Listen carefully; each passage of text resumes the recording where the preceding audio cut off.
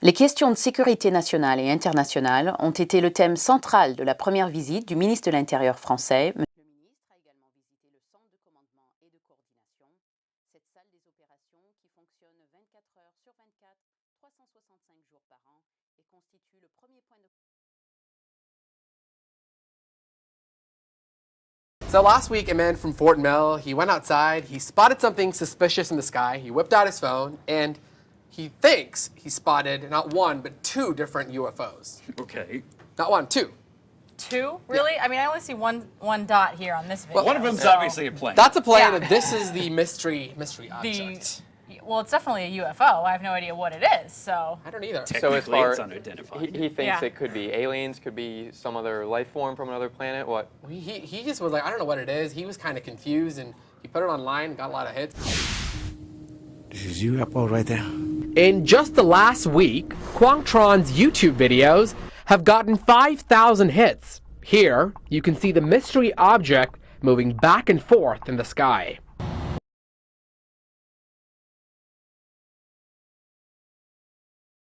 Madame, mademoiselle, monsieur, bonjour. Je m'appelle Jean-Charles Bourquin.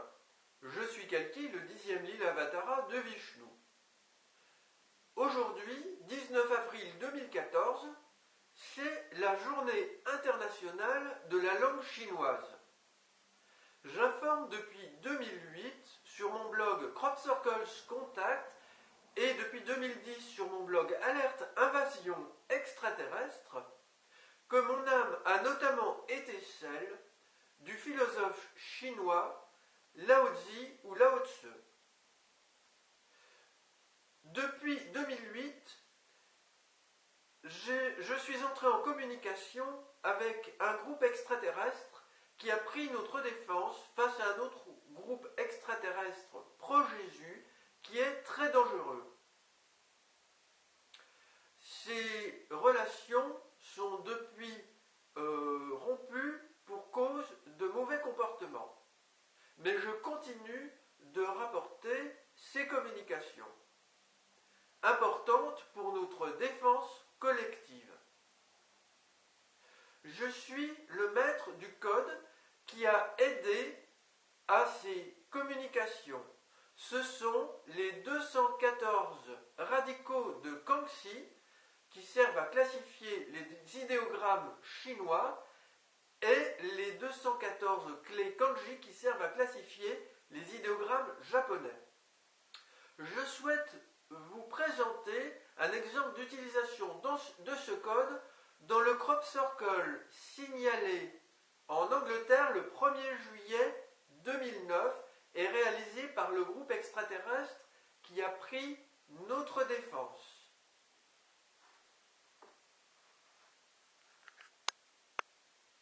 Voici une vue d'ensemble du dessin avec les explications que je vais vous présenter de façon détaillée. Voici un schéma du crop circle signalé à Weydon Hill dans le Wiltshire le 1er juillet 2009.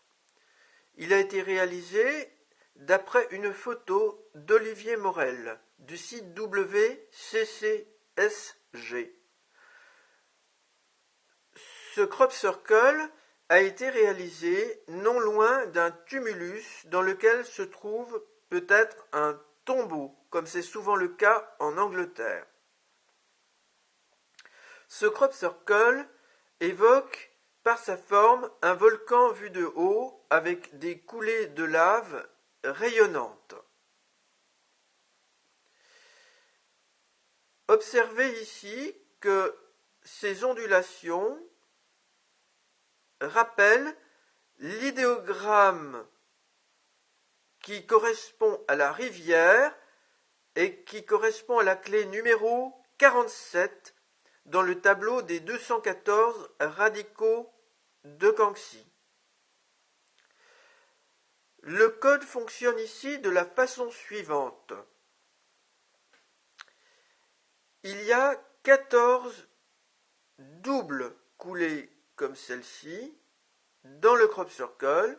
14 fois 2 égale 28 égale 4 fois 7. On retrouve donc ici le 47 de la clé qui correspond à la rivière. Ensuite, si l'on considère toujours l'image du volcan, on remarque ici la clé numéro 86 qui correspond au feu et qui ressemble à une sorte de V renversé. On va retrouver cette image-là avec les doubles coulées rayonnantes qui sont au nombre de 14. Voici un exemple. Le code fonctionne de la façon suivante. 8 plus 6 donne 14. La clé numéro 86 est donc employée dans ce crop circle pour signifier feu. Ensuite, il y a une singularité ici très importante dans ce crop circle. Une sorte de petit trait inséré entre deux coulées rayonnantes.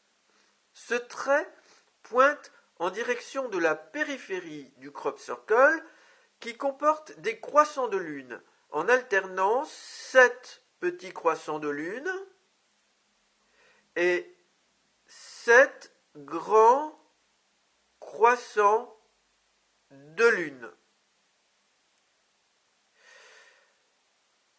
Ici, ce petit élément pointe en direction de cette intersection entre le dessin du crop circle à l'endroit des croissants de lune et les traces laissées par les roues des engins agricoles dans le champ cultivé.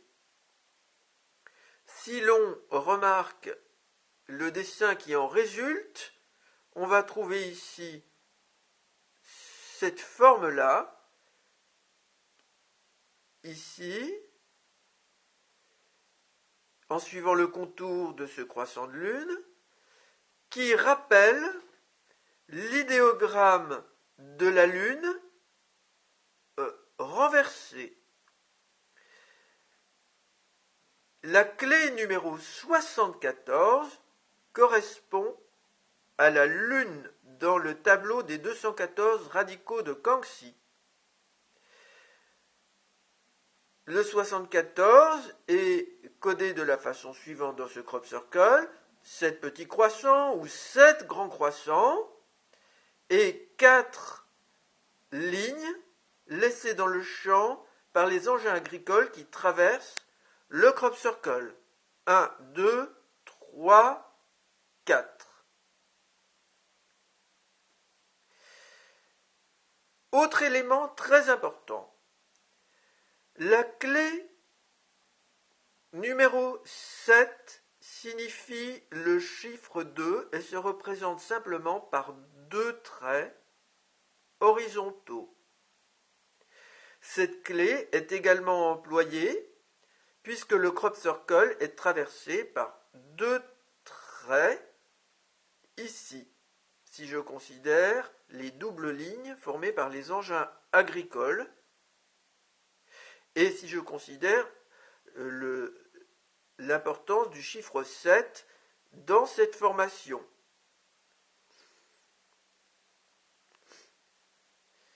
Il y a un jeu de mots avec moi. Le 7 en anglais comporte les consonnes de Vishnu. Vishnu peut s'écrire ainsi également sans la consonne H. Il y a également un jeu de mots avec moi concernant le volcan, parce que je suis le 10e Lila Avatara de Vishnu, un nombre symbolique. L'île, lave, terre peut donner Lila Avatara. l'île, lave, terre. En japonais, cette fois-ci, le feu peut se dire ka. Ka correspond à la lettre de l'alphabet occidental numéro 11. Le 11 se retrouve dans ce crop circle avec les deux traits, ici les deux doubles lignes, qui donnent le 11. Où on trouvera le 22, 1 ici, et puis là 2, donc 2, 2, qui donne le V. V est l'initiale de Vishnu, et K est l'initiale de Kalki, qui signifie en sanskrit, langue indienne, temps, éternité. Ce crop circle représente aussi symboliquement le temps comme une montre. Kalki a été prophétisé dans les Védas il y a longtemps, plusieurs siècles, et Wadden Hill comporte le V et le D, le E et le A, le V proche du W, peut-on dire, qui suggère Veda, tandis que H-I-N-D-E évoque hindou ou aussi l'Inde.